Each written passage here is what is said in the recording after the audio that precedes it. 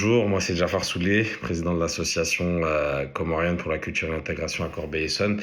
Donc voilà, je suis un jeune Corbeil-Essonnois qui a grandi dans le quartier des Tarterets et cette association existait depuis 2007 où justement on avait, comme je dirais, comme on aime bien les appeler nos anciens, comme par exemple Moussa Aboudou et d'autres papas qui ont œuvré dans cette association, qui a fait en sorte que justement ça soit un recueil pour nous à travers nos études, à travers les vacances scolaires et à travers d'autres événements, à travers notre culture comorienne. Donc l'idée c'est que à l'issue, pour ma part par exemple, que j'ai terminé mes études en école d'ingénieur, j'ai décidé de reprendre l'association avec les jeunes avec qui j'ai grandi justement à Corbeil-Essonnes, qui ont fait d'autres cursus professionnels et scolaires aussi également.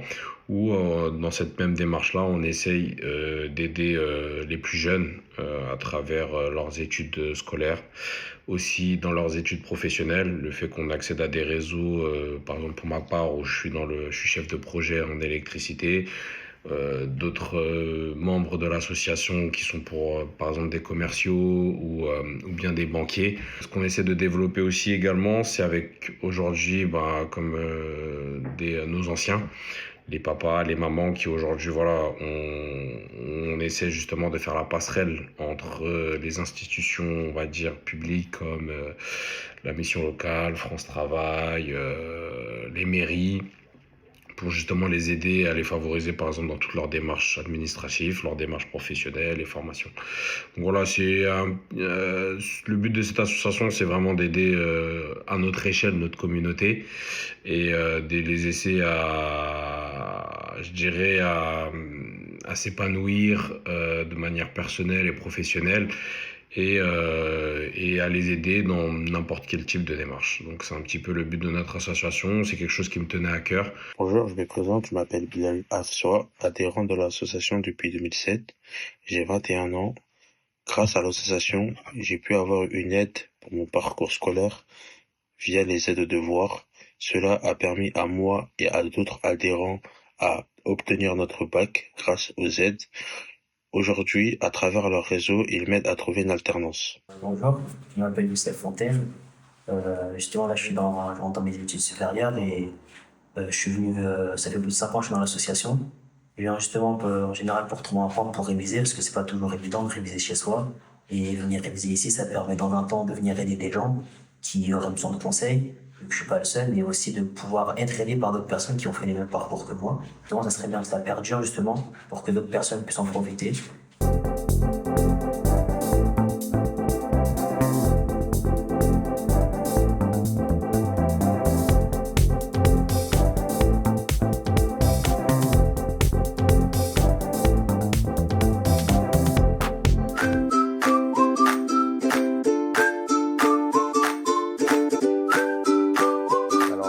Je m'appelle Yacine Ben Salem, je suis responsable d'agence sur Alfortville pour le bailleur Logialcoop. Voilà, et je représente aujourd'hui l'association Vincennes Images Festival, qui est un festival de la photo amateur. C'est une asso qui a pour objectif en fait de promouvoir les événements autour de la photographie. Alors, c'est une association qui a pour objet de promouvoir et d'organiser des événements autour de la photographie, des événements culturels. On organise tous les 2 ans un grand festival de la photo amateur sur la ville de Vincennes. Et entre 2 festivals, un certain nombre d'événements, d'expositions, d'ateliers avec les habitants et pour les habitants de la commune.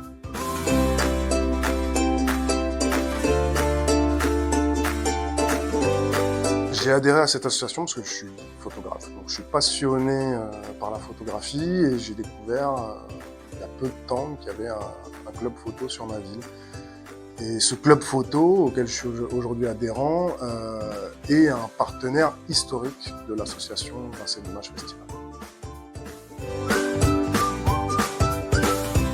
Si je gagne, en fait, le prix nous permettrait de poursuivre nos ateliers Regard d'élèves C'est des ateliers qui ont été montés en partenariat avec la cité scolaire Hector Berlioz et qui permettent à des élèves volontaires, collégiens ou lycéens, de participer tout au long de l'année à des ateliers photographiques. Donc ils apprennent la photo, ils sont accompagnés par des bénévoles de l'association qui sont tous des photographes. Et ils développent au cours de l'année une exposition photo. Ils développent un travail qu'ils vont exposer dans le cadre d'une grande exposition.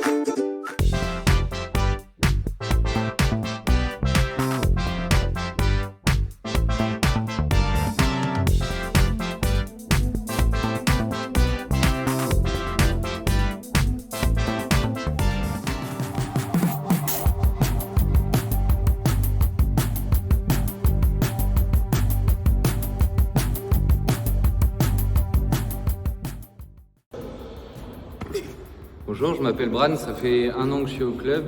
J'ai 20 ans de basket derrière moi, à peu près 7 d'arbitrage.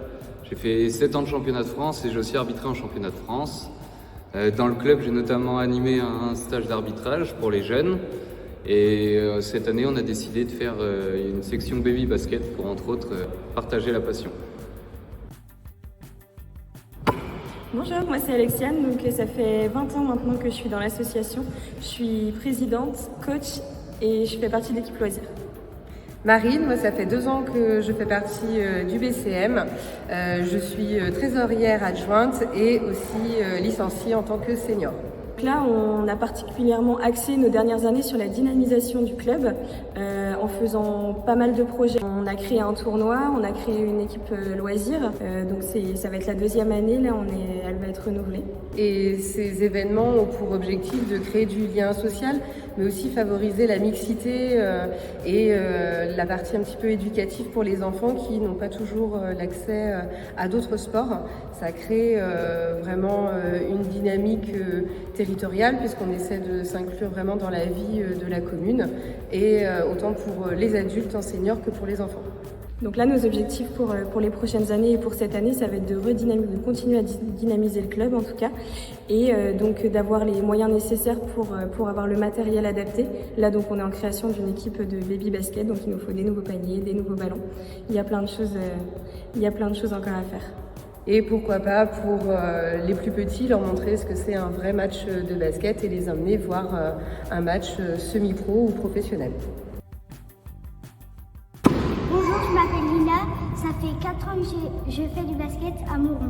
Bonjour, je m'appelle Maë, ça fait 5 ans que je fais du basket à Mauron. Bonjour, je m'appelle Eline, ça fait 3 ans que je fais du basket à Mauron. J'aime me défouler et marquer des paniers. Moi, j'aime arbitrer. Bonjour, je suis Fabien, je suis au club depuis presque 20 ans. J'ai commencé en tant que joueur et je suis arbitre depuis ma première licence. J'ai aussi été coach et entraîneur pendant environ 15 ans, donc cela m'a permis de transmettre ma passion du basket. Je suis aussi trésorier depuis 10 ans et je me suis occupé des relations avec la fédération pendant 6-7 ans. Ce que je souhaite, c'est que le club continue et pérennise au maximum.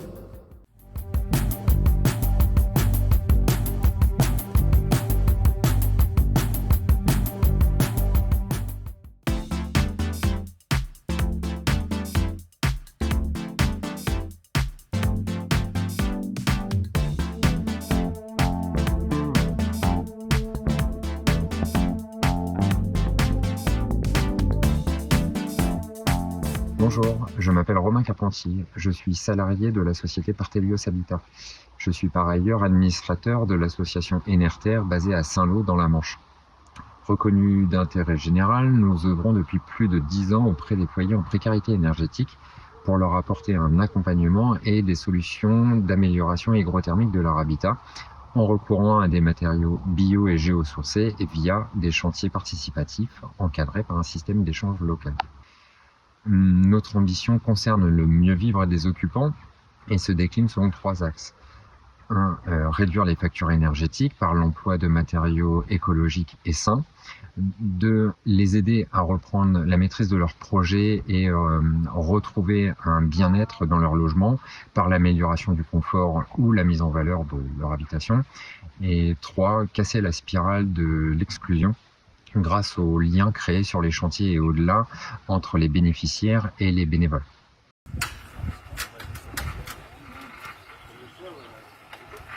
Moi, j'étais en contact avec Enerter par ma compagne qui a fait un chantier participatif. On a eu ce projet d'installation sur la région et donc on cherchait une maison qui soit en accord aussi avec nos principes de vie.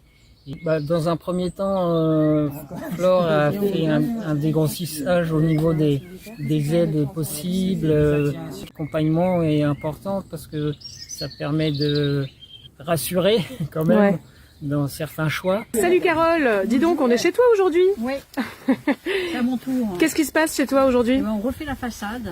Donc si je comprends bien, c'est toi qui anime le chantier, c'est toi qui as les compétences techniques là? Je transmets la technique et puis ensuite les bénévoles présents sur le chantier reproduisent et puis font le chantier avec nous quoi. Tu connais les bénévoles? Est-ce que tu es déjà allé chez eux? Est-ce que c'est des gens chez qui on fait des chantiers? C'est des gens, pour une partie d'entre eux, c'est des gens chez qui on fait déjà des chantiers. Et d'autres, c'est la première fois qu'on se rencontre, mais qui ont des projets de chantier pour plus tard, ou qui ont déjà fait des chantiers avec Enerter il y a quelques temps. Je suis venu aujourd'hui sur un chantier pour aider Carole et l'équipe d'Enerter. Et ça, dans le cadre d'un échange, puisque Carole et d'autres participants sont venus chez moi faire une intérieur de maison en terre et chanvre. On utilise des techniques qui sont simples et faciles à appliquer et à reproduire. Donc avec un peu d'explication, on y arrive très correctement. En fait, tu pourrais être comme ça, tu vois. Comme ça, et donc là, t'es sûr de pas avoir trop de matière.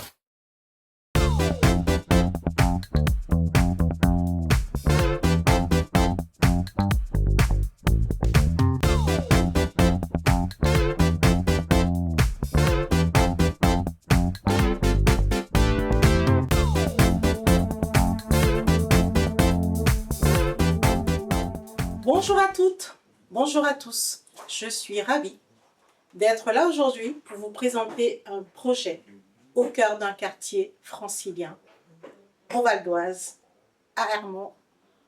Imaginez un monde où chaque panneau, chaque courrier devient une énigme.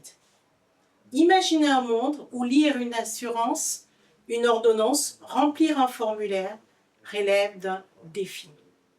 Ce défi est vécu aujourd'hui par 1,4 million de Français. Il s'agit d'un défi qui est silencieux, qui est personnel, mais fondamental. Aujourd'hui, on vous amène au cœur d'un combat discret mais essentiel, celui contre l'illettrisme, la fracture numérique au cœur des quartiers valdoisiens en Île-de-France. Je suis Karine, je suis bénévole au sein de l'association Clé. Compter, lire, écrire, j'ai choisi de m'engager car je crois profondément à l'utilité sociale de ces actions. Avant de parler de mes missions au sein de cette association, je voudrais donner quelques chiffres clés. L'association Clé, située à Ermont, au cœur des quartiers, c'est 132 adultes accompagnés, c'est plus de 6000 heures de formation pour les différents bénévoles au quotidien. Mon rôle au sein de cette association est de les aider à construire un modèle économique pérenne et solide. En effet, comme vous le savez, l'association fait face aujourd'hui à une baisse des ressources et des subventions de l'État.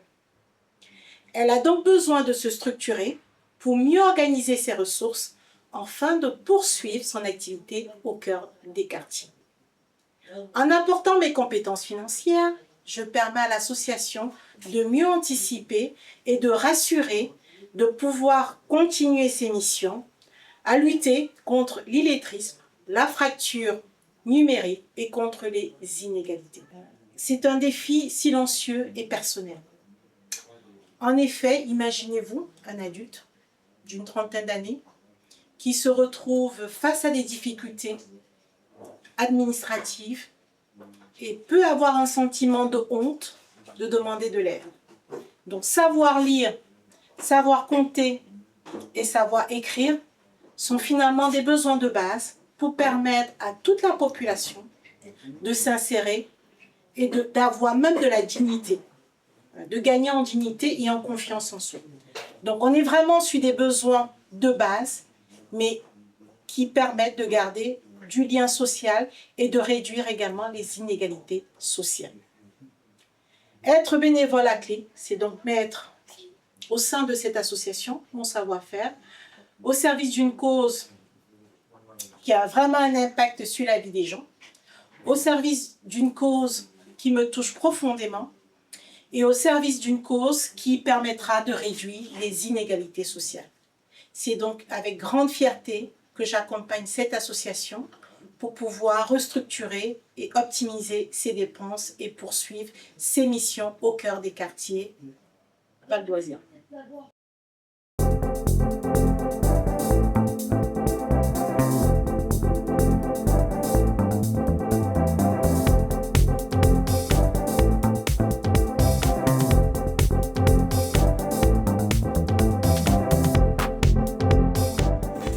Rana, je suis Amandine Gillet, chargée de relogement pour Aiguillon-Est et mon association fête cette année ses 10 ans. Quoi de mieux que d'accompagner cette 10e bougie par le trophée des collaborateurs Arcabie 2025. Suivez-moi dans mon univers. Nana Fetia Polynesia Imua. Fetia Polynesia signifie étoile de Polynésie. Nous sommes une troupe de danseuses passionnées de Ori Tahiti et nous œuvrons pour promouvoir la culture polynésienne en métropole.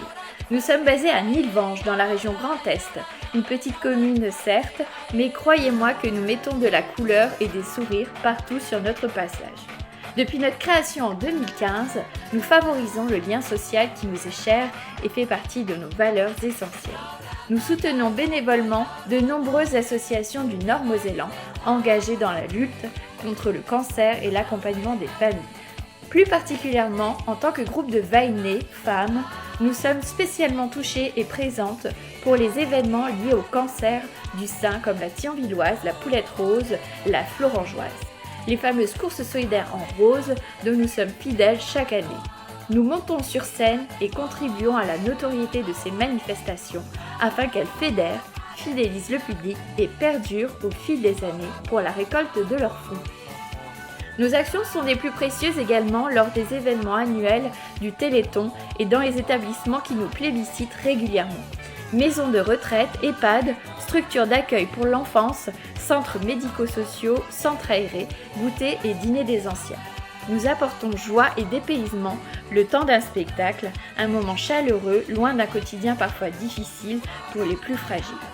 Fetia Polynesia, c'est également des cours de danse adultes et enfants hebdomadaires, dispensés par Julie et Margot, nos talentueuses professeurs. Nous permettons à des femmes de tout âge et de tous horizons de prendre ou reprendre confiance en elles, se reconstruire pour certaines, renouer avec leur corps au travers de la danse, s'évader et tisser du lien. Nous vous présentons Romane, qui est une jeune fille en situation de handicap et qui prend des cours depuis plusieurs années avec nous. Elle monte sur scène à chacun de nos spectacles de fin de saison et de fin d'année, grâce au soutien et à la bienveillance de chacune. C'est une fierté pour nous de la voir s'épanouir sur scène avec autant de plaisir. Fetia Polynesia, c'est plus que de la danse, une source de vie. Te puna ora, des liens, du partage, une famille.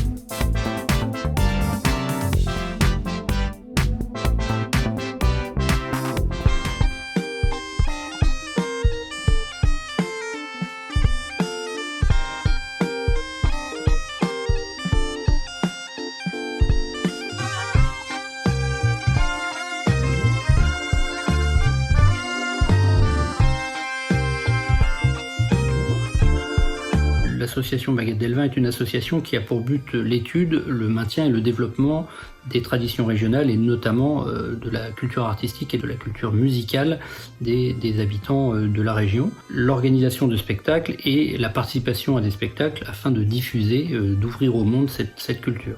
L'association est implantée sur la commune d'Elvin, donc qui est une commune rétro-littorale, sur l'arrière du pays de Vannes.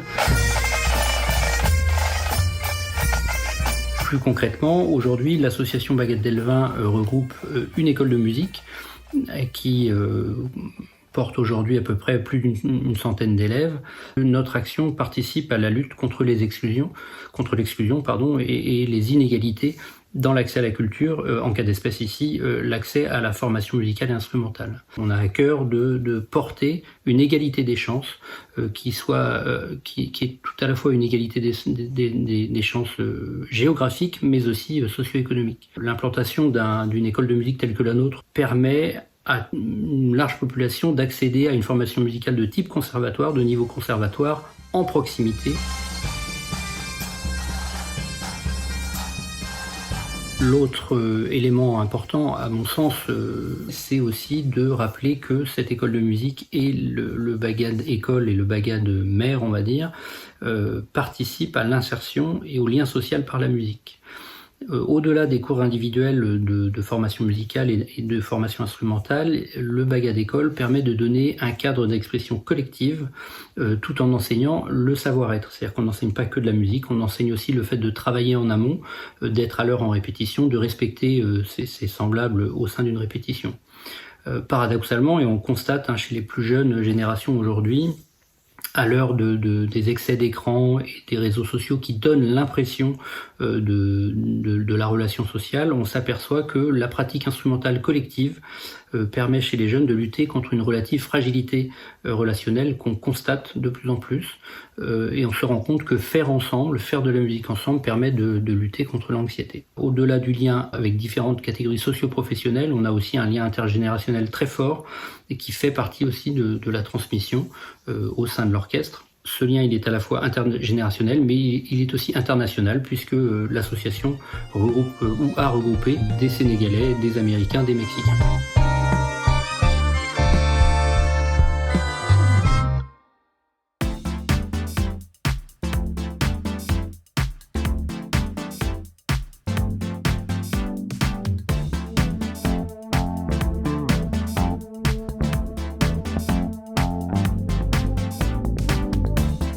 L'association Do for Love est une association qui cultive le vivre ensemble, qui favorise le lien social avec un grand S, au sein de la métropole de Rouen, et en particulier au sein des quartiers populaires de la métropole.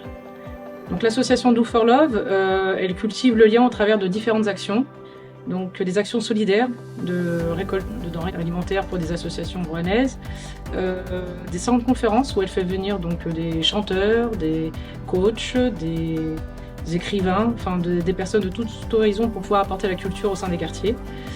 Donc c'est au sein de salons de conférences avec l'association Do for Love qu'on a fait se rencontrer des personnes de différents horizons, dont Brave, qui est un auteur-compositeur havrais.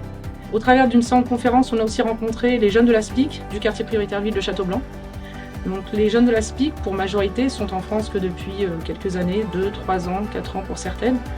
Donc il y a cette difficulté d'intégration, de déracinement. Donc nous, le foyer Stéphane, nous avons livré la résidence Simone Veil sur Amfreville-la-Mi-Bois. C'est une résidence logement santé où la particularité est de faire vivre le lien social, donc de développer le réseau de voisins solidaires. Et l'intergénérationnel, s'est présenté quasi naturellement. Faire venir les jeunes auprès des aînés, que les aînés puissent partager leur sagesse auprès de la jeunesse, c'était naturel pour nous. Donc c'est comme ça qu'on a fait se rencontrer les jeunes du Château-Blanc aux aînés d'Amfreville. Et à partir de là, est venue l'idée de faire des ateliers d'écriture pour pouvoir mettre des mots sur les mots. Et on a voulu aller encore plus loin au travers de ces ateliers d'écriture puisqu'il y avait une réelle demande, un besoin aussi pour certaines personnes qui se sont livrées, qui ont livré quand même des choses assez personnelles, assez poignantes. Il y avait ce besoin en fait de repartir avec quelque chose. On ne voulait pas se contenter juste de se dire les choses, de les écrire ou de se les chanter. On avait besoin de repartir avec un souvenir. Et c'est comme ça que Brave nous a permis d'aller enregistrer dans ces studios d'enregistrement au Havre, chez Dean Record. Et là, ça a été de la magie. Donc en réalité, ce projet, là où il a été magique, c'est que humainement parlant, on en est sorti grandi. On en est sorti vraiment grandi. Moi, les aînés, je les ai vus rentrer il y a 2 ans au sein de cette résidence. Et aujourd'hui, j'ai l'impression qu'en fait, ils ont rajeuni de 10 ans. Pourquoi? Parce qu'en fait, le vivre ensemble, c'est la clé de la santé, c'est la clé de la réussite, c'est la clé de demain en réalité. Et de dire à cette jeunesse que rien n'est perdu et qu'au contraire, ils peuvent trouver la sagesse chez les aînés et de dire aux aînés qu'il faut vivre à travers cette jeunesse, je pense qu'en fait tout est dit. Le vivre ensemble, il est possible. On ne doutait pas, mais les ateliers d'écriture nous ont confirmé en fait ce qu'on savait déjà. C'est qu'à partir du moment où on a la possibilité de faire se rencontrer des mondes différents, les gens savent vivre ensemble.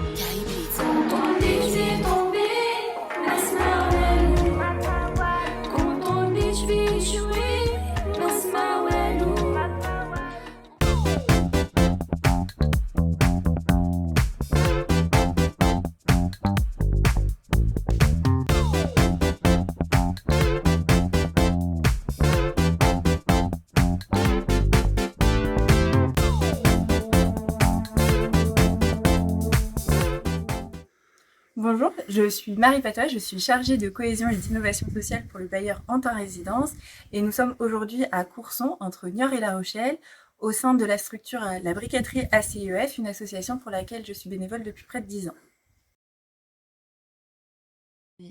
La briqueterie ACIOF pour atelier et chantier d'insertion, OF pour organisme de formation, est une structure associative de l'économie sociale et solidaire qui a pour objectif de permettre à des personnes qui sont éloignées de l'emploi de retrouver un emploi en leur proposant un accompagnement adapté.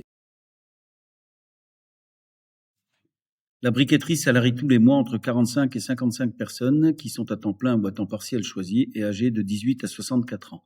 Aucun filtre pour être recruté à la briqueterie en dehors du passage incontournable auprès de la médecine du travail. Nous proposons des activités support autour du bâtiment, de l'entretien d'espaces verts, de l'apiculture, d'organisation d'événements festifs ou de manifestations. Nous réalisons de nombreuses formations en y consacrant 20% de notre budget global. Ces dernières se construisent autour de 3 axes. Un premier axe qui concerne tous les projets individuels de formation de nos collègues. Un deuxième axe autour des questions de sécurité et de respect des matériels et de l'environnement, qui sont des compétences transférables sur tous les métiers. Et le dernier axe tourne autour des besoins de l'association pour réaliser nos propres chantiers, ce qui correspond aussi pas mal aux besoins des agences d'intérim locales. Il s'agit des formations autour du nettoyage et de l'entretien de locaux, mais aussi de l'utilisation des engins de chantier. Ce qui fait aussi la richesse de notre association, ce sont nos chefs d'équipe. En plus des compétences techniques qu'ils maîtrisent, ils ont la patience et l'empathie nécessaires pour encadrer et former nos collègues salariés apprenants. 2 indicateurs concernant le profil de ces derniers sur août 2025, par exemple. 67% d'entre eux ne sont pas allés au-delà de la scolarité obligatoire. 95% n'ont pas travaillé depuis plus de 4 ans ou n'ont même jamais travaillé. Nous abordons aussi les questions de mobilité, car nous sommes sur un territoire rural, quasiment dépourvu de transport en commun, même si des agglomérations moyennes sont situées pour certaines à moins de 35 km. C'est pourquoi nous mettons à disposition des véhicules et avons construit avec une auto-école une action collective pour permettre de passer le permis de conduire. Alors Marie, nous la connaissons bien depuis 15 ans, lorsqu'elle accompagnait son papa pour venir réaliser des petites tâches sur l'association. Mais cela fait 10 ans maintenant qu'elle a pleinement rejoint l'équipe de bénévoles pour aider sur la structure. Il y a un peu plus d'1 an, elle est partie à Paris rejoindre Antin et elle nous a proposé de renouveler son investissement et nous l'en remercions. Marie, à distance, relit des documents, suit des dossiers administratifs ou financiers, et aide sur des relectures de CV pour les salariés. Ce regard de Marie, il est important pour nous parce qu'elle nous permet de ne pas oublier des principes fondamentaux de la structure qui sont le respect des personnes, l'accompagnement et surtout la progression et ne jamais oublier ceux ou celles qui sont le plus en difficulté.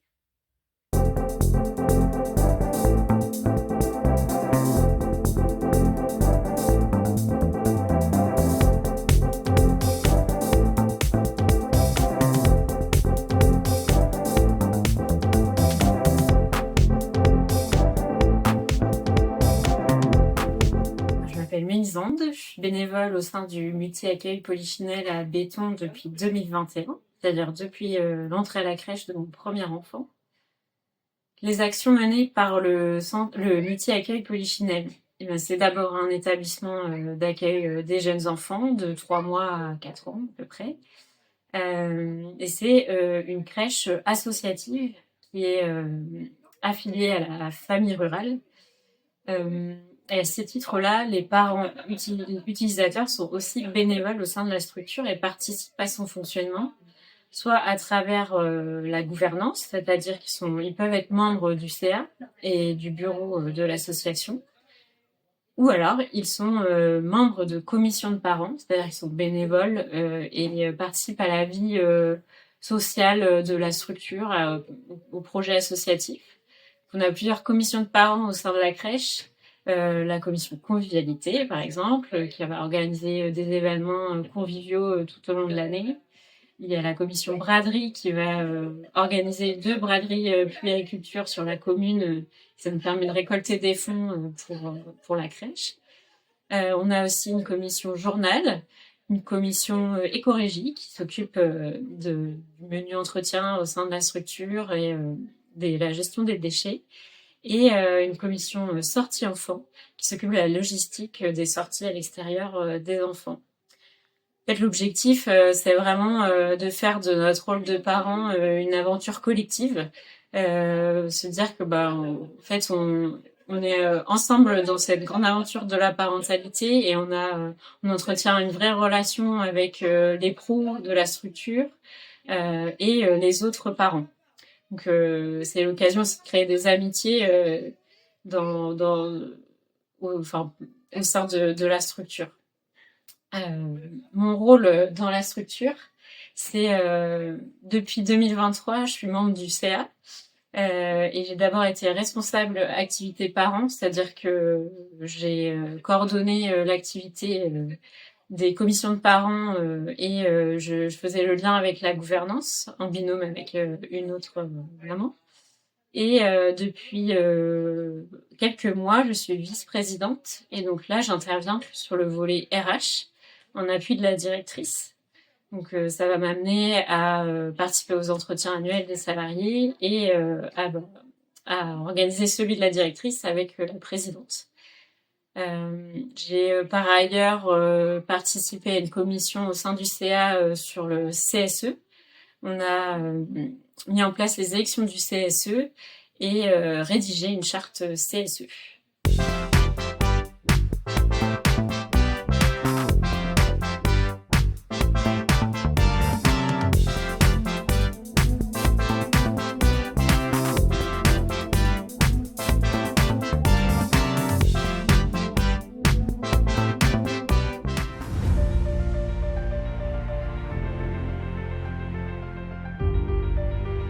Depuis 2012, je m'investis bénévolement comme entraîneur au sein du Saint-Nazaire GR. Chaque semaine dans ce gymnase, c'est plus de 7 heures d'entraînement qui sont consacrées à la création et à la répétition des enchaînements, tout cela pour préparer au mieux les compétitions.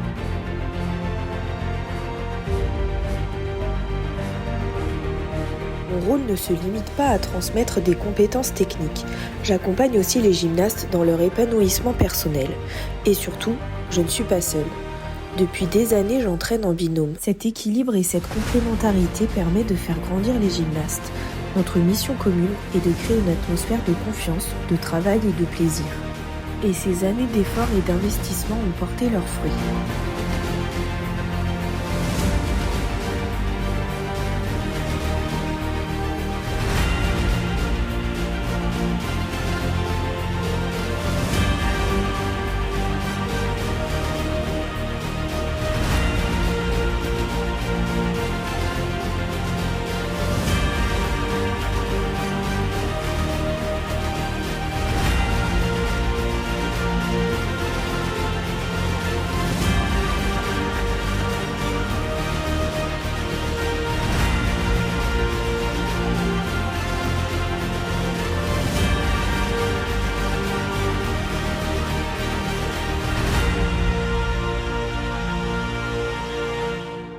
Chaque voyage demande du temps, de l'organisation et un investissement personnel important, souvent sur nos week-ends et notre temps libre.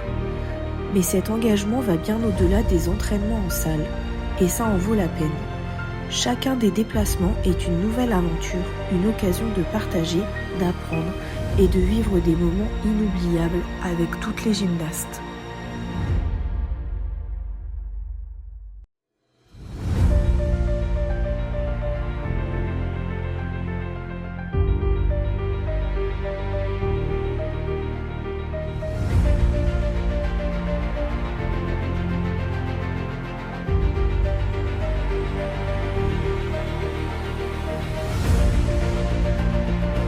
À travers ces moments, chacune apprend à se relever, se dépasser et à transformer ses doutes en force. Famille, amis ou bénévoles, chacun apporte sa présence et sa bienveillance. Et ensemble, nous formons une véritable famille autour de la gymnastique rythmique.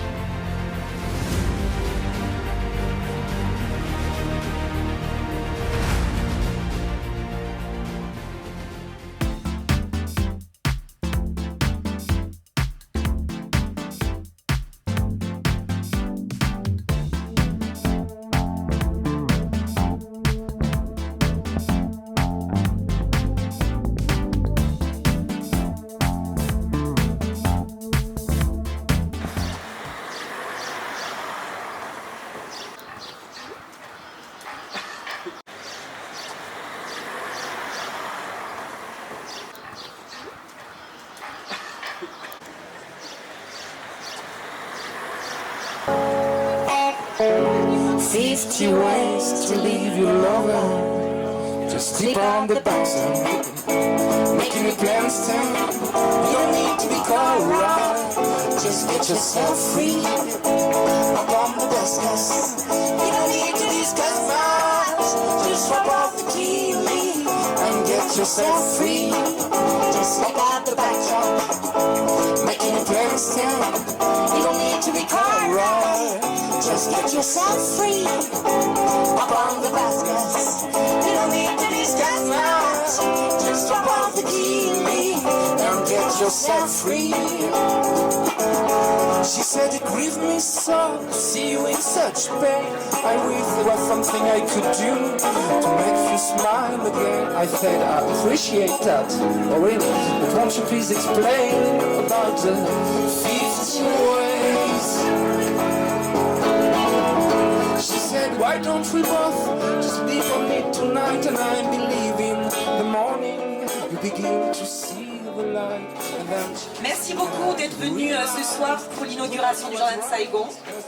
Ce nouveau petit jardin de Belsier qui va égayer notre vie, j'espère en tout cas. Et ce projet de jardin nous a tout de suite enthousiasmés, car il est à la fois porteur de sens et fédérateur.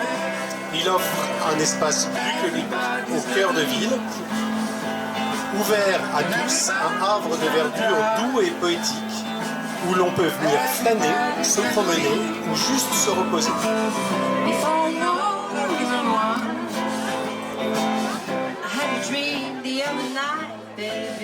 C'est quelque chose qui répond totalement nous, à nos valeurs d'entreprise, parce que c'est un lieu ici d'activité, de partage, de mixité.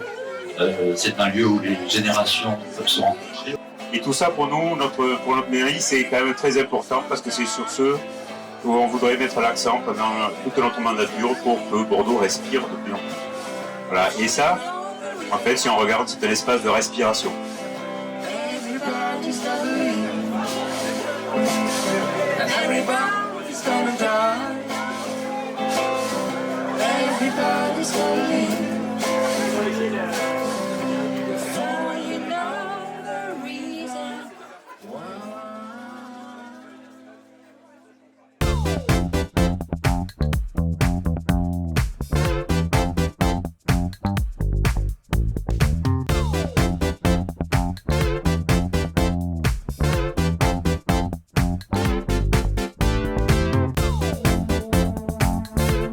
J'ai rejoint l'association Tâtez-vous en 2019 en accompagnant ma femme à des événements dans le cadre d'Octobre Rose autour de la prévention contre le cancer du sein. J'ai tout de suite été convaincu par l'objet de l'association. Promouvoir l'autopalpation chez les femmes, et notamment les plus jeunes, peut permettre une détection précoce des cancers, une prise en charge rapide et sauver des vies. Nous le savons tous, la lutte contre le cancer est un contre-la-montre. Plus il est détecté tôt, et meilleures sont les chances de traitement. Je participe ainsi tous les ans à la campagne de prévention dans le cadre d'Octobre Rose avec de nombreux bénévoles. C'est un moment de partage et de solidarité où nous transmettons notre message à toutes et à tous.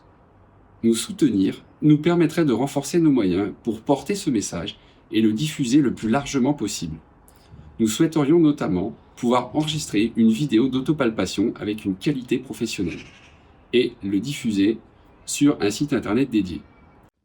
Anaïs, infirmière référente de l'association Tâtez-vous. Je vais à présent vous montrer les gestes autopalpatoires. Donc, au niveau de l'autopalpation, nous avons 2 phases. La première, c'est l'observation. Je vais venir me déshabiller devant le miroir avant ma douche. Et la seconde, ce sera le geste. Avec l'eau et le savon, ce sera plus simple. Qu'est-ce que je viens observer dans le miroir?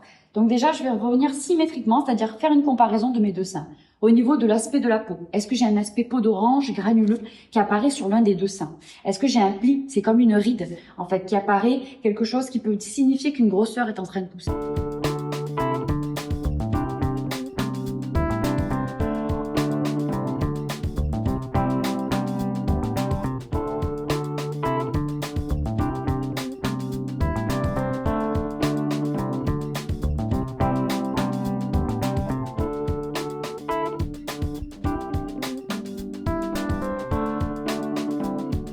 L'association Tâtez-vous a été créée en 2017 des suites du décès de Marielle à l'âge de 29 ans à cause d'un cancer du sein. Afin de poursuivre son combat, l'association a pour mission la prévention et la sensibilisation par l'autopalpation, notamment auprès des jeunes, et la récolte de fonds pour faire avancer la recherche, notamment pour l'Institut Paoli Calmette, qui est l'institut de référence dans la région PACA. Donc pour cela, nous organisons plusieurs manifestations durant le mois d'Octobre Rose depuis plus de 7 ans et on organise aussi des interventions en entreprise avec une infirmière bénévole qui vient montrer aux salariés comment s'autopalper tous les mois. Depuis la création de l'association en 2017, nous avons récolté près de 100 000 euros qui ont permis donc de financer des salles de bien-être pour les femmes hospitalisées et d'acquérir de nouveaux équipements, notamment pour les opérations ou pour le dépistage précoce. Et il nous faudrait beaucoup plus que 3 minutes en fait pour vous expliquer comment fonctionne l'association, pourquoi c'est une association familiale, vous l'avez bien compris. Manon est la cousine et moi je suis la sœur de Marielle. On aimerait continuer son combat et donc je vous invite à nous retrouver sur Facebook, Instagram et Hello Asso tout simplement avec et Tâtez-vous.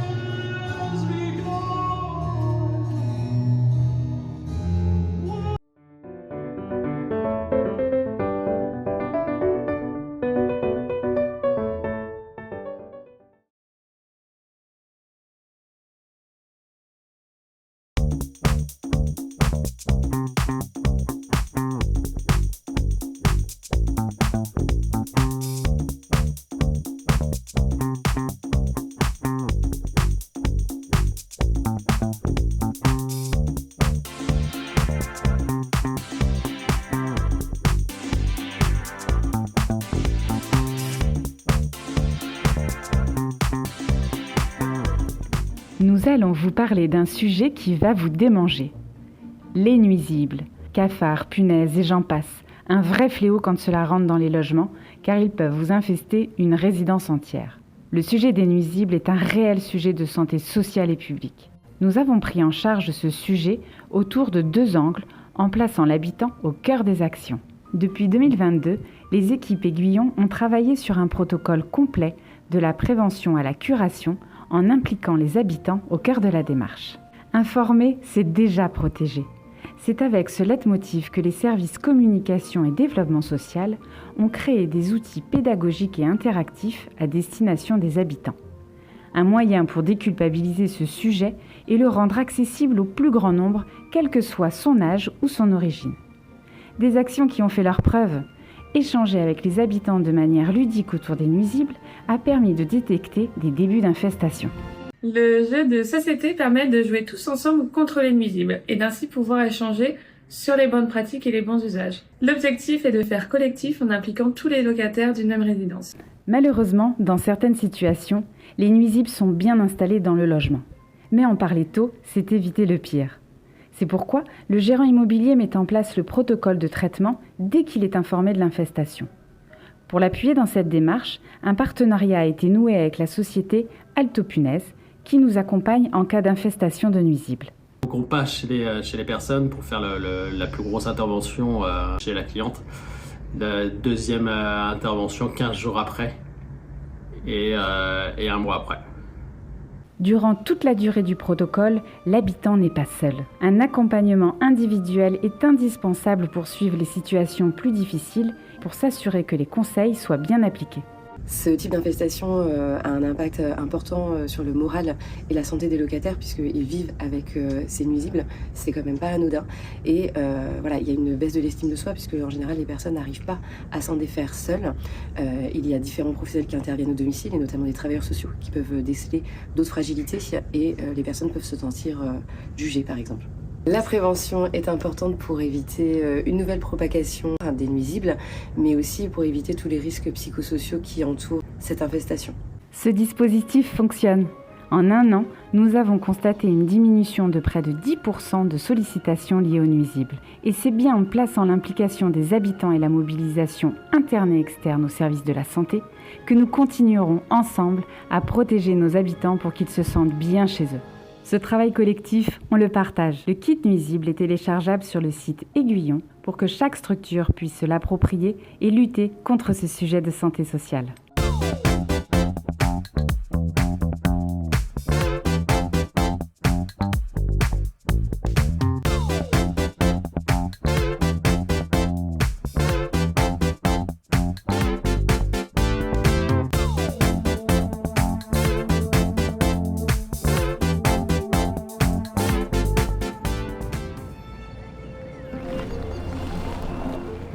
Bienvenue à Chessy, au cœur de la résidence Le Métropolis. Un lieu de vie innovant, inclusif et profondément humain. Bonjour, je m'appelle Emmanuel, je suis à l'habitat inclusif depuis octobre 2024. J'ai un appartement adapté. Pensé comme une résidence multiproduit, Le Métropolis réunit deux univers complémentaires. Une partie en copropriété et une partie locative gérée par Antin Résidence. Mais Le Métropolis, c'est bien plus que des logements. C'est une résidence labellisée Logement Santé où chaque mètre carré a été conçu pour respecter le bien-être de ses habitants. Au cœur de cette résidence, 10 logements sont dédiés à l'habitat inclusif pour des personnes en situation de handicap nécessitant un accompagnement quotidien. Il n'y avait pas la présence du manquant, habiter dans un milieu ordinaire, ça serait peut-être compliqué ou même voire impossible. Des logements entièrement adaptés où l'on peut bouger, vivre, décider en sécurité et surtout en liberté. Là où l'autonomie s'arrête, l'humain prend le relais.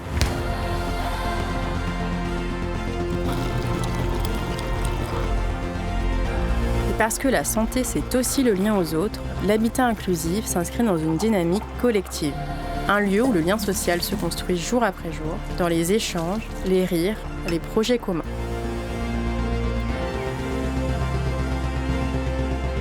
Avec la fondation OVE et les équipes d'Antin Résidence, des animations naissent des envies des habitants. Des moments ouverts, partagés, qui rassemblent tout le monde. L'objectif ? Créer des ponts, briser les préjugés et faire de la résidence un véritable lieu de vie. La dernière fois, on a organisé la fête des voisins avec l'ensemble des habitants de la résidence. Par exemple, au jardin partagé, les locataires cultivent bien plus que des plantes. Ils cultivent le lien. Et côté convivialité, la dynamique se poursuit. Fête des voisins, goûter partagé, ateliers photo, autant d'occasions de se rencontrer, de créer ensemble et de faire vivre l'esprit collectif. Au Métropolis, l'inclusion n'est pas une idée. C'est une réalité vécue chaque jour. Un lieu où chacun a sa place, où la santé sociale devient concrète et où le vivre ensemble prend tout son sens. C'est à peu près une vie comme tout le monde, avec les aléas de la vie et les imprévus, et voilà.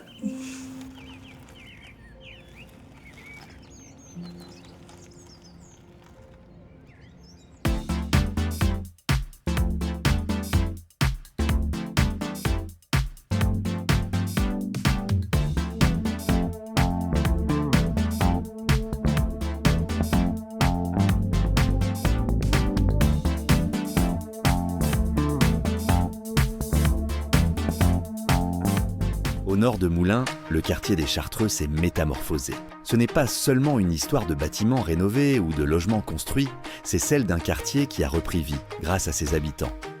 Depuis 2020, animations, rencontres, ateliers et cafés conviviaux ont rythmé les saisons. Chaque échange, chaque sourire, chaque idée partagée a contribué à façonner un cadre de vie plus sain, plus ouvert, plus humain. Porté par Evolea et Moulins Communauté, le projet urbain régional a réinventé les Chartreux. Des logements plus confortables, des aménagements extérieurs pensés pour le bien-être, dont une halle, véritable place commune pour se dépenser, se retrouver. C'est ici que la santé sociale se cultive, dans les relations du quotidien, le plaisir d'habiter ensemble et la confiance qui renaît. Qu'est-ce que vous imaginez comme activité? Avoir, on va dire, des animations, voilà, des endroits pour jouer, pour pique-niquer. Très bien, faire un marché, des brocantes. Comment vous le sentez maintenant là, dans le quartier? Très bien, très bien. On est bien, on n'a pas peur. Des fois on sort le chien à 3h du matin, mais on n'a pas peur, on est très bien. Bah là franchement, on ne va pas se plaindre. Par rapport à avant, il y a beaucoup de changements. Les habitants du quartier ont imaginé son évolution en un lieu de vie partagé et sécurisé, dédiant ainsi les aménagements extérieurs aux piétons et limitant les véhicules. Une renaturation, un parcours faune et flore et des espaces thématisés ont été réalisés. La halle, construite avec des matériaux réemployés, est le lieu de partage, accueillant quotidiennement les animations de quartier, les événements culturels et sportifs. Ce quartier, c'est désormais un modèle de transformation durable, où l'écologie, le vivre ensemble et l'inclusion ne sont pas des mots, mais une réalité. Si nous remportons ce prix, il permettra à notre association partenaire, l'UNAPI, Pays d'Alliés, de donner vie à un projet profondément humain, un parcours sensoriel inclusif pour accompagner les enfants, notamment en situation de handicap sur le chemin de leur école. Le projet prévoit l'aménagement d'un espace apaisant et stimulant sur une partie du terrain de pétanque au sud de l'école des Chartreux. Nous y intervenons dans le cadre de l'unité d'enseignement maternel pour enfants autistes. Cet espace sera créé et entretenu en collaboration avec les écoliers, leurs familles et les habitants du quartier. Ça les approche plus de la vie courante et surtout certains qui ont des difficultés avec le bruit. Donc ça les habitue plus à l'environnement de ce qui se passe entre eux. Notre partenaire, l'école maternelle des Chartreux, est engagé dans une démarche E3D, voyant ainsi une continuité naturelle de ses valeurs, celle de relier apprentissage, écologie et inclusion. Ce parcours deviendra un sas pédagogique qui stimule les sens et facilite la séparation avec les parents. Un lieu de lien social, de bien-être et de découverte dans la continuité des aménagements déjà créés.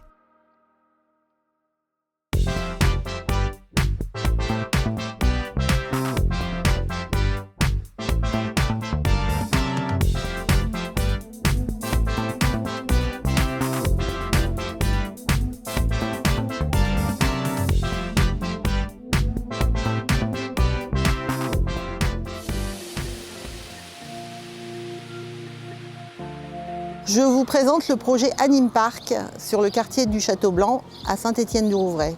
L'association ACON propose du sport de proximité en pied d'immeuble aux enfants, aux jeunes. Ce projet fait suite en fait à une promesse faite aux enfants l'année passée à l'occasion des Jeux Olympiques où on avait déjà travaillé sur le sport de proximité avec Proxy Athlé. Et on avait emmené les enfants au Stade de France voir les Jeux paralympiques.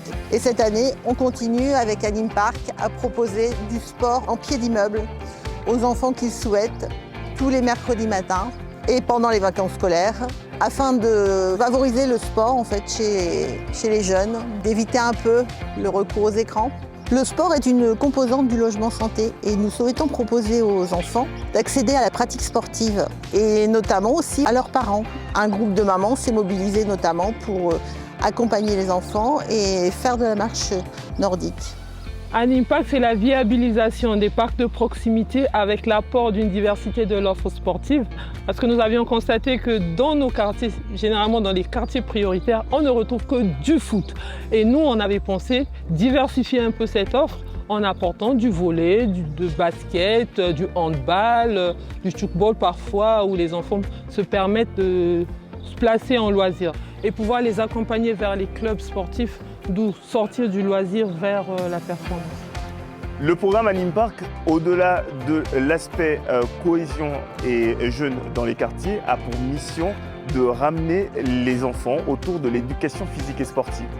Par cela, on entend toute pratique justement encadrant le développement de leur corps, le développement de leur capacité visuelle, de la gestion de leur espace et de leur environnement sur tout ce qui va être sportif, et ensuite de développer justement le fair play ainsi que les comportements autour du sport.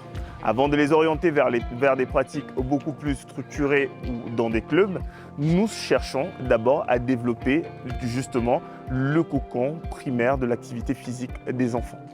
L'intérêt de ce projet, c'est qu'il est entièrement mené par une association d'habitants qui sont aussi des sportifs de haut niveau, ce qui fait que ça apporte en fait l'adhésion de tous les habitants du quartier. Et une 60aine d'enfants en une année sont inscrits et une 20aine de parents portent le projet également.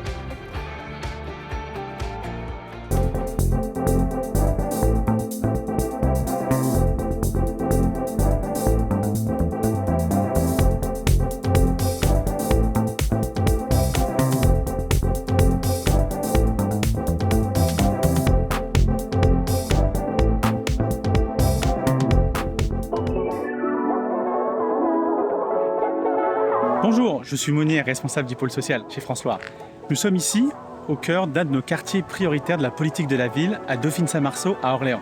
13h, et nous attendons dans 1 heure plus de 600 habitants qui vont venir découvrir la santé de proximité.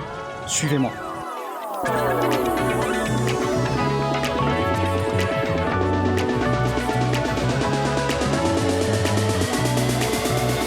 « 14h, le Festival de la Santé, c'est parti !»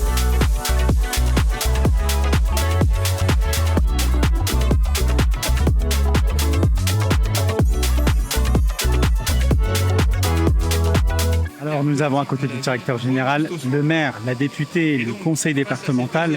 Ils ont tous répondu présents, ils nous font confiance. Je rappelle toujours, la santé c'est une question de vie ou de mort. C'est la vie même de nos concitoyens que nous touchons. Et donc organiser un festival de la santé, c'est d'autant plus important que ça permet à des personnes de pouvoir ici, là, dans le courant de ce festival, pouvoir effectivement rencontrer, avoir des informations sur les actions de prévention, sur l'alimentation. Ce festival, il les ramène là, au cœur de la cité, au cœur des cités, il ramène effectivement la santé là, sur le territoire. On a différents stands. Derrière moi, il y avait des stands sur le bien manger, les kinés, le stand François bien évidemment, les premiers secours. Et on va continuer sur une deuxième partie du village qui là pour le coup tourne autour de tout ce qui va être dépistage, prévention.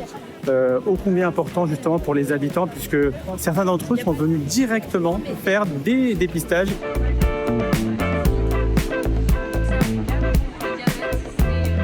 Qui dit santé dit forcément activité physique et donc favoriser l'activité physique. Et donc nous avons plusieurs animations ici. Donc derrière moi vous avez une initiation de boxe intéressante, notamment pour les plus jeunes.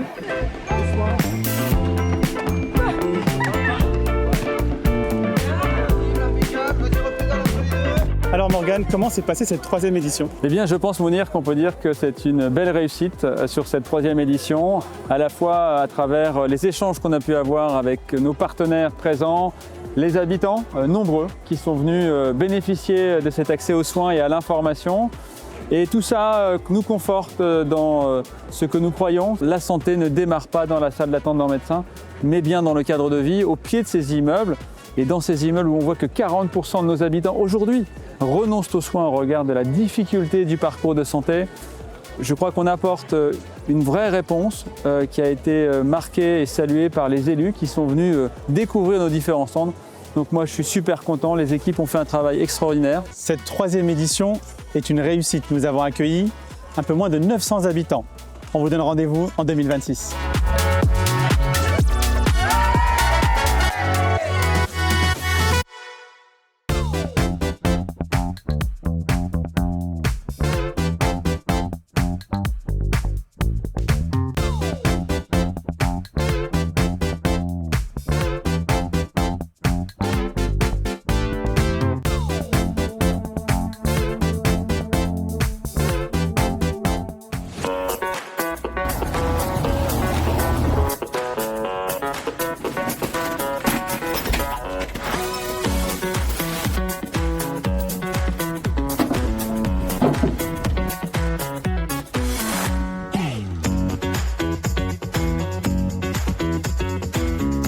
Je fais partie de l'aventure des ateliers du coin depuis le début et je suis dans la petite niche des ateliers textiles qui se tiennent le mercredi soir toute l'année.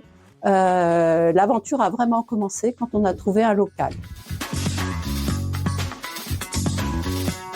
Les ateliers consistent à lutter un peu contre l'obsolescence programmée dans la mesure où on va surtout aider les gens à réparer. On ne fait pas à la place des gens, on leur apprend. C'est la seule partie de l'association où on a une petite bande d'habitués qui viennent. C'est l'occasion pour elles de se consacrer à la couture pendant 2 heures, 2 heures et demie le mercredi soir.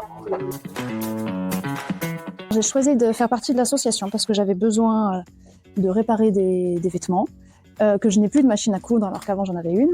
Et je trouve le concept aussi de pouvoir être tous ensemble, se donner des conseils et en même temps papoter, enfin, ça reste très convivial, travailler ensemble c'est très agréable.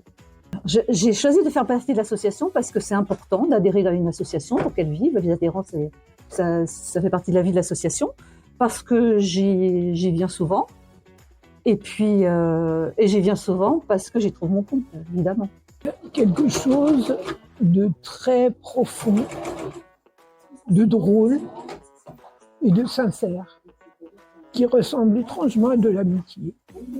J'ai fait appel aux compétences de Yves, qui m'a ressuscité mon aspirateur et à qui je vouerai une admiration éternelle. J'ai voulu faire partie de cette association parce que j'avais envie de progresser sur la couture, je voulais m'entraîner. J'ai été bien accueilli sur les 3 fois où je suis venu ici. Les ateliers du coin, c'est déjà plus de 2000 visiteurs, alors ça fait 6 ans qu'on existe. 2000 visiteurs l'année dernière, c'est près de 500 visiteurs, alors ça se décline sur les 3 ateliers. C'est plus de 1200 personnes pour l'atelier réparation, c'est plus de 600 personnes pour l'atelier couture, et le petit dernier qui est l'atelier bricolage, eh bien celui-là c'est plus de 100 personnes, mais bon il a démarré il n'y a pas très longtemps. On en est à peu près à 4 tonnes de déchets à éviter. Alors les grands volumes, c'est quand même les vélos, les machines à laver, les choses comme ça. Il y a beaucoup de petits appareils, mais qui pèsent pas très lourd, mais bon, c'est quand même des choses qui sont pas jetées.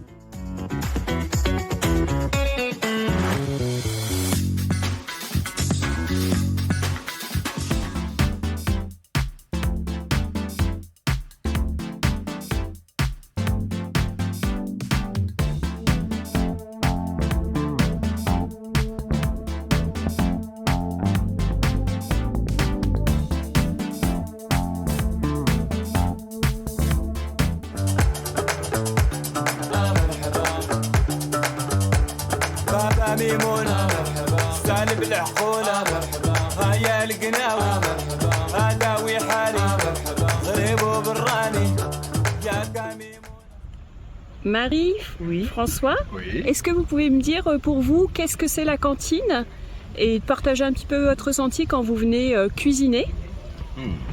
Alors pour moi la cantine c'est déjà apprendre à connaître d'autres personnes du quartier parce que le quartier ça bouge tout le temps, il y a des anciens et il y a des nouveaux et c'est aussi pour apprendre ce que moi j'aime bien, c'est apprendre aussi d'autres cultures, qu'est-ce qu'ils mangent dans leur pays et de faire la différence avec ma propre culture à moi qui est rayonnaise. Ben, pareil, je complète simplement ce qu'elle a dit.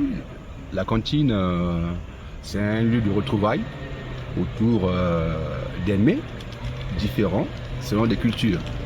Donc, pour moi, c'est une joie d'être à la cantine, de découvrir d'autres pays en nourriture, en manger. Donc, ce n'est que de la joie.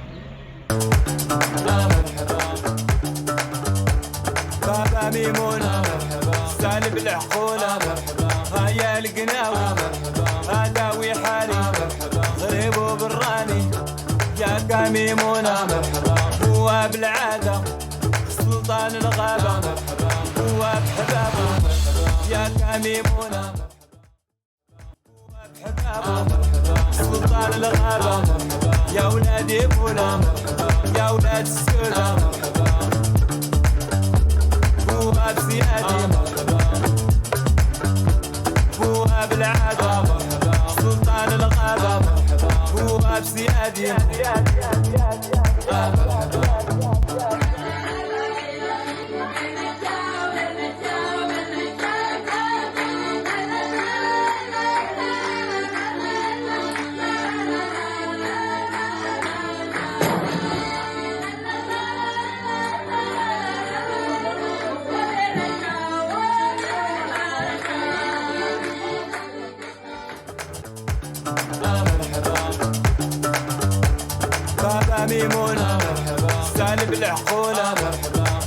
القناوي هداوي حالي غريب وبراني جاك ميمونة هو بالعادة سلطان الغابة هو بحبابة جاك ميمونة هو بحبابة سلطان الغابة.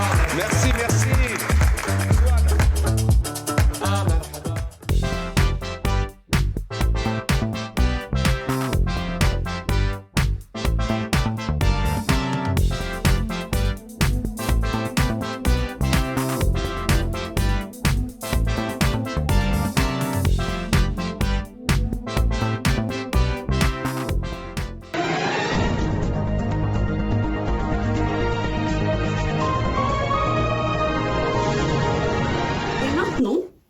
La découverte d'une petite résidence située dans la campagne de l'Oise, à Saint-Martin-le-Neu plus précisément. Des enfants valorisés, des aînés dynamisés, vous allez voir que l'échange intergénérationnel a encore de beaux jours devant lui.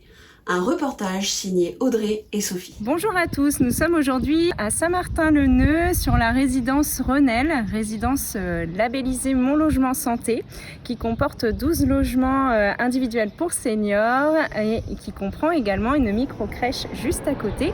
Venez avec moi, je vais vous faire le tour du propriétaire.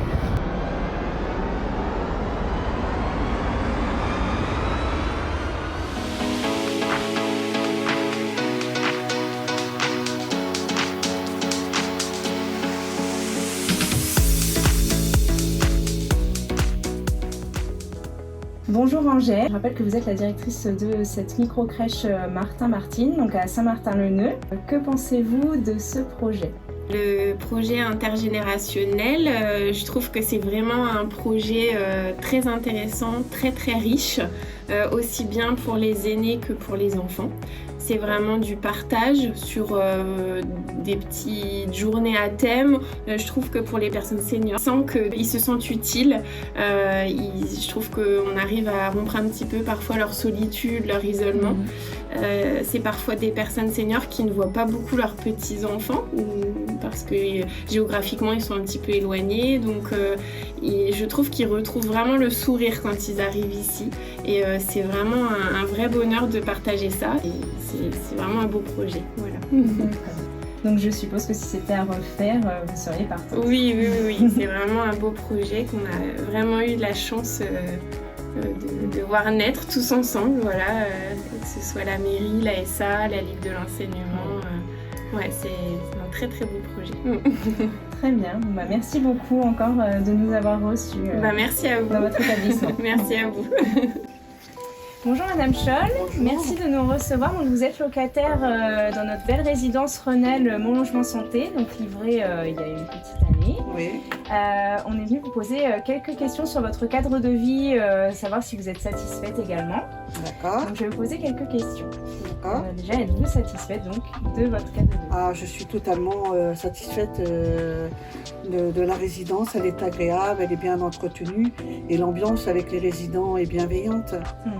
C'est un cadre de vie qui facilite les échanges et la tranquillité. D'accord. Diriez-vous que vivre ici a amélioré votre quotidien ? Totalement, ça a totalement amélioré mon quotidien. Je suis bien, je me sens très bien, je suis très bien entourée. Je me sens moins isolée aussi, c'est important de se sentir moins isolée. Cependant, je reste indépendante. Oui. Le fait d'avoir des voisins de la même tranche d'âge, c'est important aussi. On peut se comprendre, discuter, aller chez les uns, chez les autres. Le vivre ensemble est important et c'est super en fait. Très bien. Donc à refaire, vous seriez partante ? Ah oui, sans hésiter, je referais ce choix pour cette qualité de vie. Le confort et le lien social que j'ai créé ici, je trouve que c'est agréable, c'est bien. Bon, il y a des petits ajustements, mais le principal est là et on s'y sent bien. Voilà. Très bien. Merci beaucoup de nous avoir reçus, Madame Scholl. Merci beaucoup, merci à vous.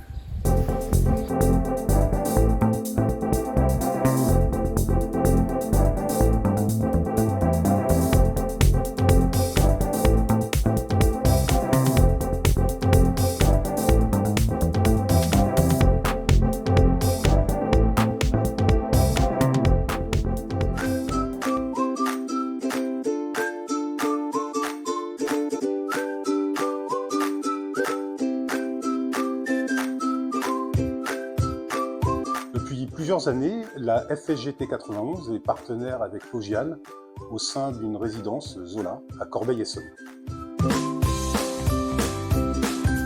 La FSGT, Fédération sportive et gymnique du travail, dont le credo est le sport pour tous, c'est une fédération multisport. Le comité départemental regroupe 80 clubs et plus de 3000 licenciés. Ces 80 clubs et 3000 licenciés pratiquent une quinzaine d'activités, dont le vélo, l'escalade, le foot, la natation, l'athlétisme, la marche nordique. Cette année, la ville de Corbeil-Essonnes a initié le projet des journées de la LUSP et la Logial avec la FSGT 91. Se sont portés partenaires là aussi pour organiser dans le cadre de Mai à vélo des parcours vélo. Organisation d'une épreuve populaire de VTT cyclocross sur un parcours presque totalement artificiel de 900 mètres. Cette épreuve a permis à des jeunes du quartier de s'initier au cyclisme tout-terrain.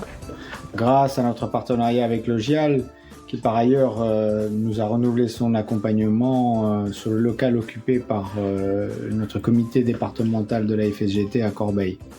Un grand merci à Logial.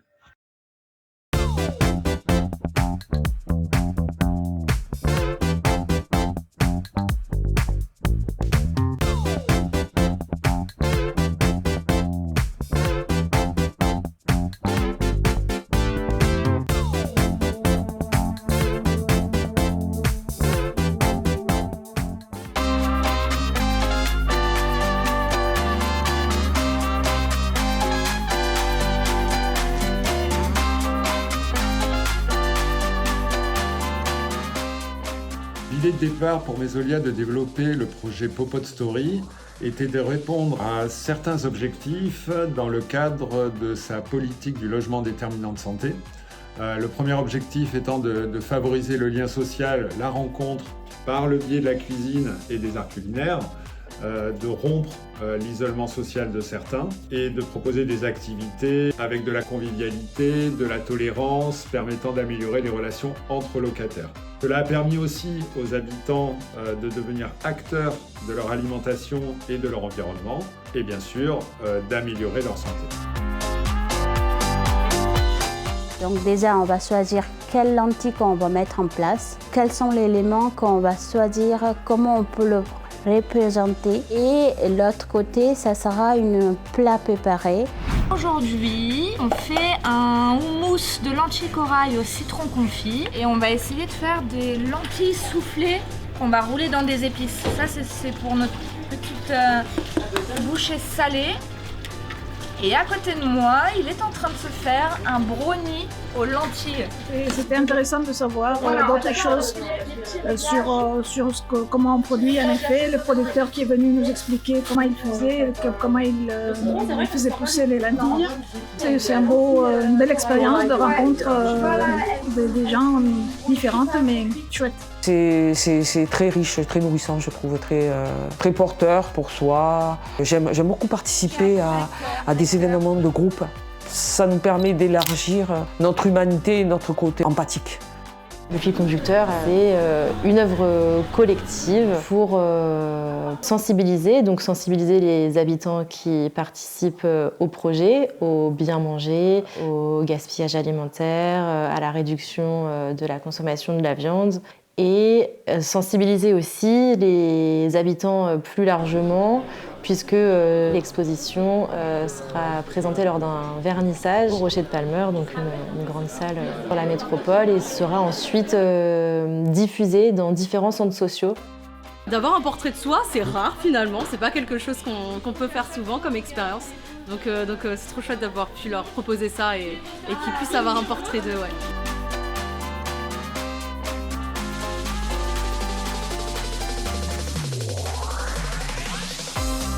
Super sympa de se retrouver tous ensemble, comme ça on se fait des amis. J'ai pu danser, c'était fantastique.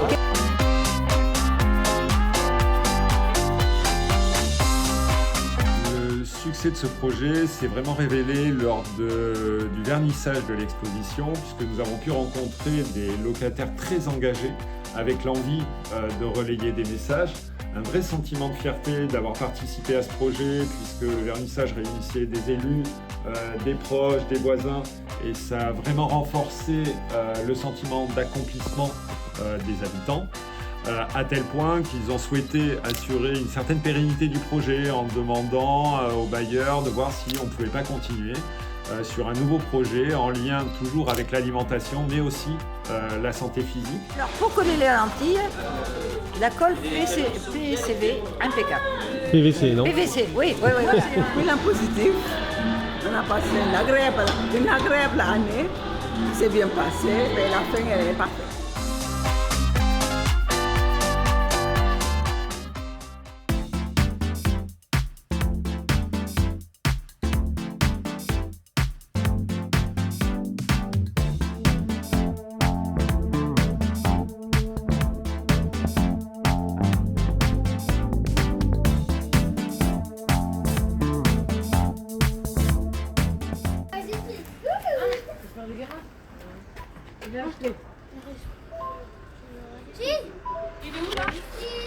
Notre projet intitulé « Ça ne te regarde pas » est un projet à de multiples facettes parce qu'il a grandi organiquement directement dans les rues du quartier d'Hauteville.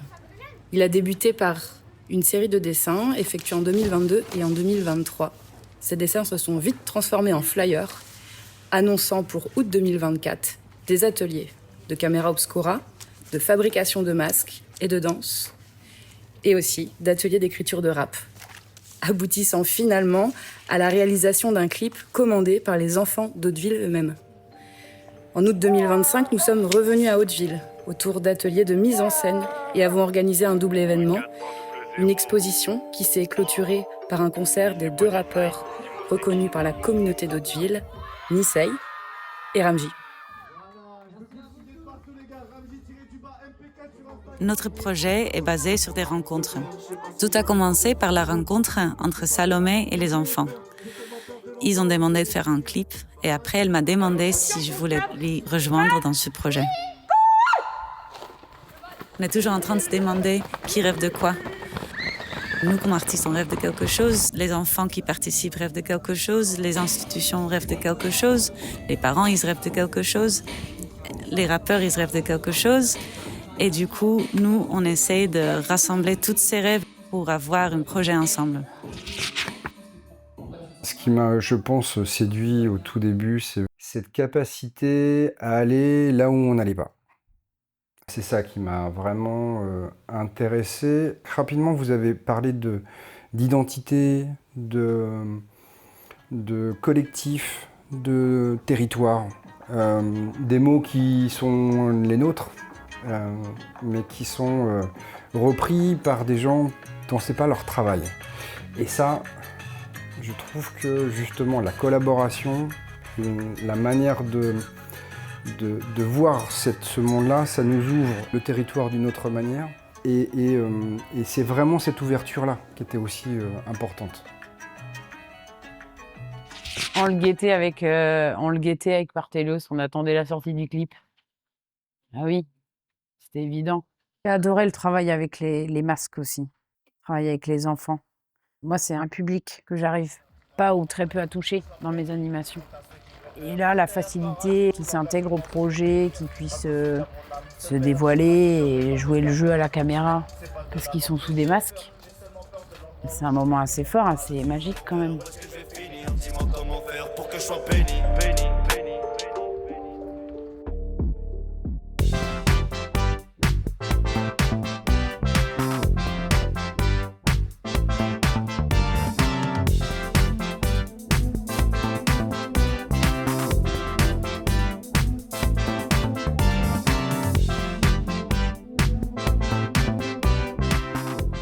Le soleil, on se rassemble sur le toit, nos cœurs qui tremblent.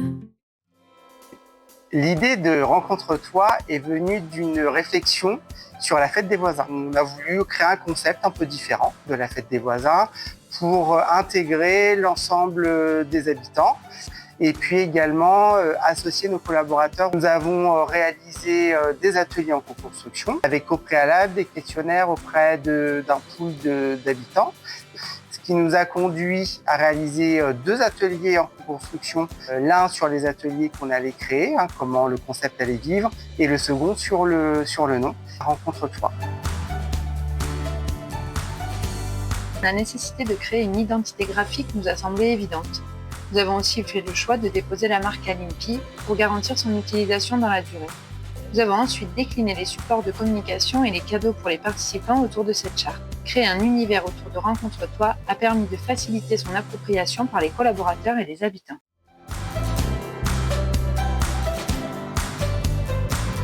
L'objectif de Rencontre-toi, c'est un événement qui soit facile d'accès aux collaborateurs de proximité. Donc nous avons nommé des ambassadeurs qui sont le chef d'orchestre. Ils vont puiser dans les différents outils. Ils vont également aller chercher des talents auprès des habitants et également les collaborateurs. Elle est restée trop belle, même si elle a le cœur qui résonne au chant des rebelles. Elle est restée rebelle. Le rôle d'ambassadeur Rencontre-toi consiste à être le relais du projet en organisant, coordonnant chaque étape de l'événement et en informant les habitants et les partenaires. Les 2 premières éditions ont montré la force du collectif. Elles ont permis de rassembler habitants, collaborateurs et partenaires dans une ambiance conviviale, favorisant des rencontres authentiques. Ces événements qui se sont passés sur Vaux-en-Velin, qui étaient sous forme de fêtes de quartier, qui étaient un moment d'échange, de partage. Il y a eu des stands très intéressants où on a parlé de choses qu'on peut appliquer dans le quotidien, comme l'écologie, les nuisibles aussi sur la nourriture, sur l'art, puis vraiment aussi avoir un moment convivial. D'un café, quelque chose dans l'avenir que je pense qu'il faut continuer. La place des petits débrouillards dans le projet Rencontre-toi avec la SFHE, c'est d'aller à la rencontre des habitants directement en bas des immeubles pour créer du lien social, partager des savoirs, éveiller la curiosité grâce à des animations scientifiques et ludiques. Où tous peuvent participer. Je suis très heureux d'être avec vous parce que ça fait partie du vivre ensemble. Il faut un petit peu décloisonner les quartiers du village, il faut un petit peu que les gens se rencontrent, il faut que les gens se parlent. Il faut toujours être là dans la stimulation pour que les gens se rencontrent, vivent ensemble, partagent des moments. Rencontre-toi, on se dévoile, un sourire, une voix qui s'emballe, des notes qui dansent, des rêves qui brillent. Ici, tout le monde devient famille.